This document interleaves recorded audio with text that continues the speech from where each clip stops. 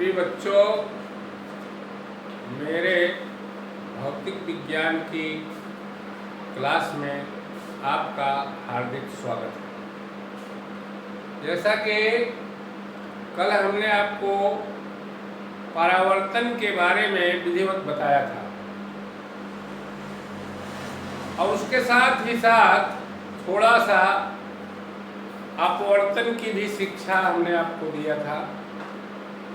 अर्थात प्रकाश में परावर्तन रिफ्लेक्शन और अपवर्तन रिफ्रैक्शन दोनों घटनाएं पाई जाती हैं। अब आज हम उसके थोड़ा सा आगे आपको बढ़ाते हैं, जिसमें पहली जानकारी हम आपको देंगे प्रतिबिंब की।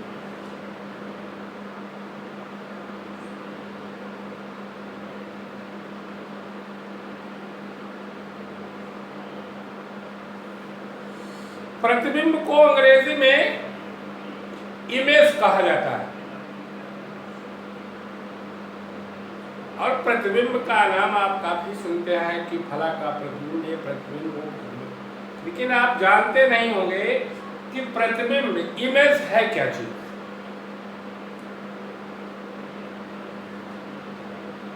जब वस्तु के किसी बिंदु से प्रकाश की किरणें चलती हैं तो वो या तो परावर्तित होंगी या तो अपवर्तित होंगी।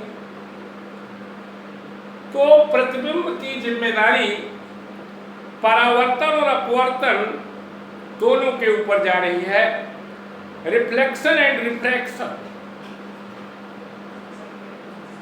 और परावर्तन अपवर्तन के उपरांत ये किरणें किसी बिंदु पर या तो मिलती हैं या तो मिलती हुई प्रतीत होती।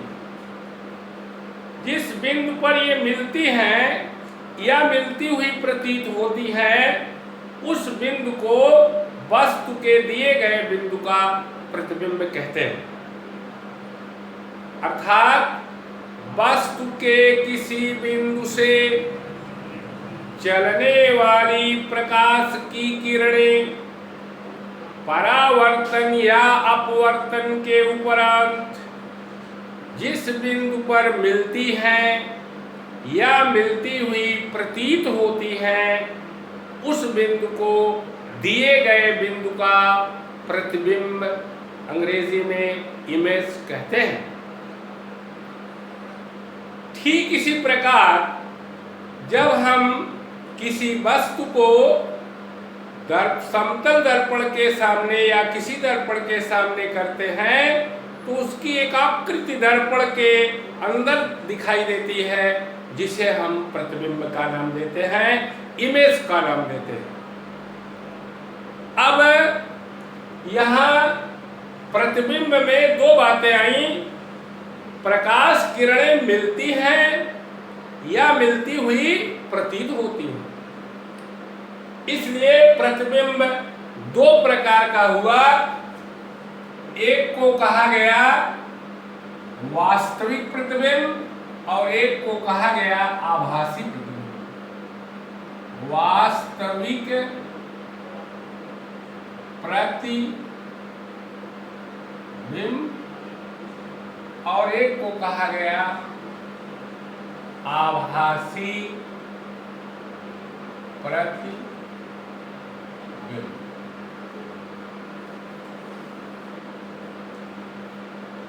रियल इमेज वास्तविक प्रतिबिंब, विजुअल इमेज आभासी प्रतिबिंब। अब ये क्या चीज है? जब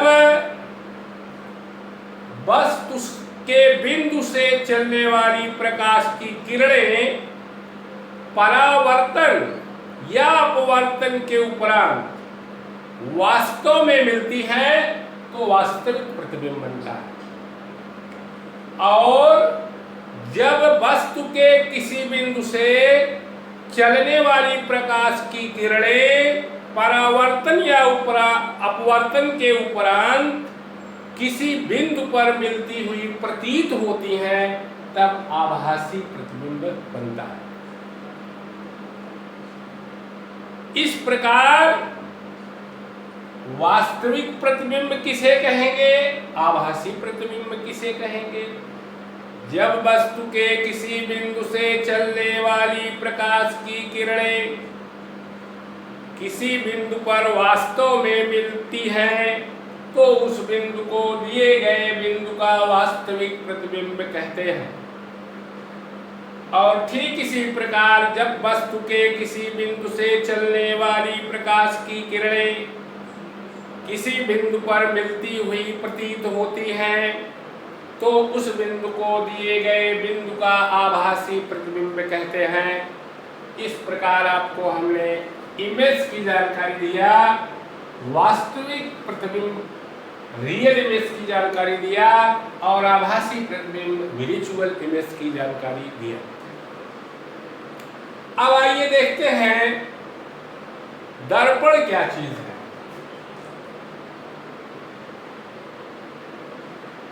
जिसको अंग्रेजी में मिरर कहा जाता है।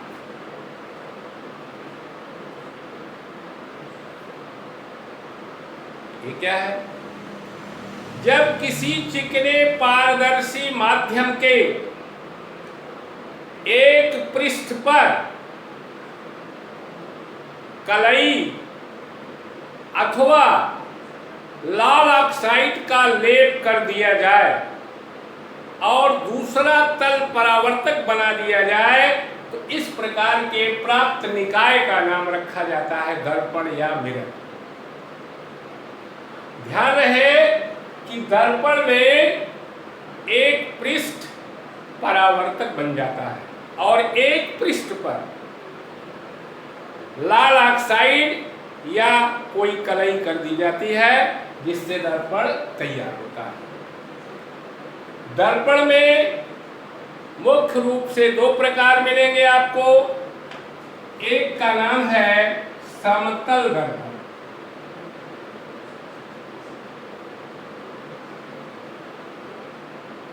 और एक का नाम है गोलीय दर्पण, plane mirror and spherical mirror. तो आइए सबसे पहले हम देखेंगे समतल दर्पण क्या है। यदि किसी समतल कांच के एक पृष्ठ पर, जैसे ये समतल हो, इधर वाले पृष्ठ पर कलई या लाल ऑक्साइड का लेप कर दें, तो ये परावर्तक बन जाता है और ऐसे दर्पण का नाम पड़ता है समतल दर्पण। जैसे कल भी हमने आपको बताया था, अगर ये समतल है और यहाँ कलई की गई है अथवा लाल ऑक्साइड का लेप कर दिया गया है, तो इधर वाला ये तल परावर्तक बन जाता है। इस पर जब प्रकाश की किरणें आएंगी तो उसी माध्यम में लौट जाएंगी, जिस घटना का नाम आपने कर रखा था क्या, परावर्तन। तो ये तो रहा आपका समतल दर्पण। अब आपको हम बताएंगे कि समतल दर्पण से प्रतिबिंब बनता कैसे है और किस प्रकार का होता है, या समतल दर्पण से बने प्रतिबिंब की विशेषताएं क्या होती है। पहली बात, समतल दर्पण से बना प्रतिबिंब आभासी होगा, वास्तविक नहीं होगा। और दूसरी बात, दर्पण के सामने वस्तु जितनी दूरी पर रहेगी, ठीक उतना ही दर्पण के पीछे उसका प्रतिबिंब बनता है। जैसे मान लीजिए ये दर्पण है और यहाँ से 5 मीटर पर वस्तु है, तो यहाँ से प्रतिबिंब भी 5 मीटर पर होगा।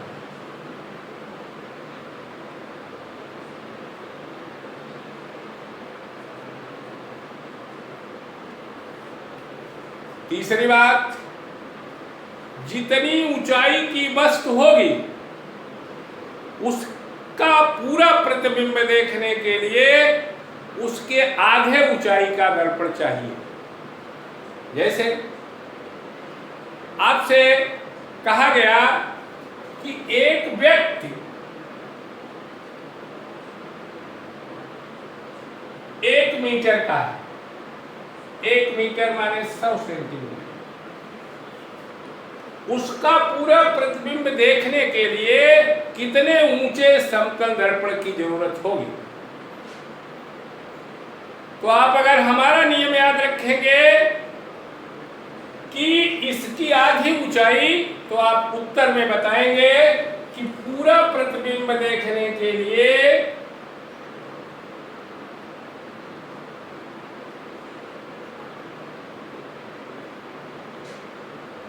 100/2 50 सेंटीमीटर ऊंचाई का समतल दर्पण चाहिए।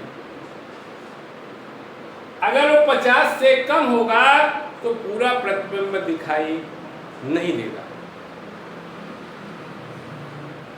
तो यह है समतल दर्पण द्वारा बने प्रतिबिंब के लिए कि जितनी दूरी पर वस्तु उतनी दूरी पर प्रतिबिंब, प्रतिबिंब सदैव आभासी होगा।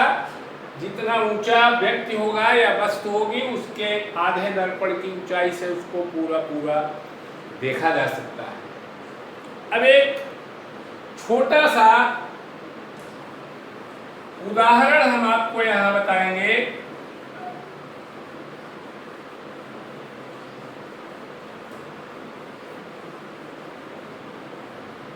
और यहां एक बात और जान लीजिए कि समतल दर्पण की फोकस दूरी अनंत होती है। मान लीजिए ये हो गया आपका दर्पण समतल, और यहां एक वस्तु है।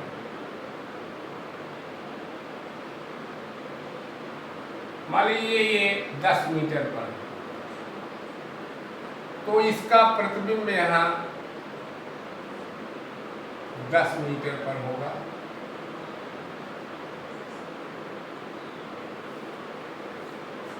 अर्थात वस्तु और प्रतिबिंब को मिलाने वाली रेखा दर्पण से कितना कोण देती है? 90 अंश का।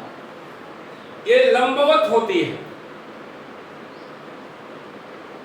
अब ध्यान देंगे हमारे बात पर। मान लीजिए यह वस्तु 3 मीटर प्रति सेकंड के वेग से दर्पण की ओर जा रही है। इस दर्पण की ओर यह वस्तु 3 मीटर प्रति सेकंड के वेग से जा रही है। तो हमारा पहला प्रश्न है कि अगर यह वस्तु 3 मीटर प्रति सेकंड के वेग से चले तो वस्तु और प्रतिबिंब, ध्यान देंगे, वस्तु और प्रतिबिंब के बीच की दूरी किस दर से घटेगी? प्रश्न समझे? यहां वस्तु है 10 मीटर पर, तो प्रतिबिंब 10 मीटर पर होगा। अब यह वस्तु 3 मीटर प्रति सेकंड के वेग से दर्पण की ओर जाएगी, तो प्रश्न हो रहा है कि वस्तु और प्रतिबिंब के बीच की दूरी किस दर से घटेगी? तो ध्यान दें, इस 3 मीटर प्रति सेकंड का मतलब क्या हुआ कि वस्तु 1 सेकंड में 3 मीटर चलेगी। अब इधर से ये मान लीजिए 3 मीटर आ गई 1 सेकंड में, तो इधर से ये भी 3 मीटर आ गया 1 सेकंड में। अब यहां ये स्पष्ट हो जा रहा है कि 3 मीटर इधर से खिसका तो 3 उधर से प्रतिबिंब भी खिसक लिया। अर्थात वस्तु और प्रतिबिंब के बीच की दूरी 6 मीटर प्रति सेकंड की दर से घटेगी। तो आप यूं कह सकते हैं कि अगर v वेग से वस्तु आएगी तो 2v वेग से घटेगी। किसके किसके बीच की दूरी? वस्तु और प्रतिबिंब के। अब यही दूसरा प्रश्न उठता है, वस्तु और दर्पण के बीच की दूरी किस दर से घटी? तो वस्तु और दर्पण के बीच की दूरी अगर पूछी जाएगी तो 3 मीटर कहना होगा, क्योंकि अब प्रतिबिंब का प्रश्न खत्म है। और अगर यही ये पूछा जाए कि प्रतिबिंब और दर्पण, तब भी वही होगा, 3 ही घटे। तो ये बातें आप याद रखिएगा कि अगर वस्तु और प्रतिबिंब के बीच का होगा तो दुगना हो जाएगा, वस्तु दर्पण में वही रहेगा वेग के बराबर, और दर्पण और प्रतिबिंब में भी वही रहेगा वेग के बराबर। अब हम आपको थोड़ी सी जानकारी देंगे गोलीय दर्पण के बारे में, जिसको अंग्रेजी में कहा जाता है स्फेरिकल मिरर।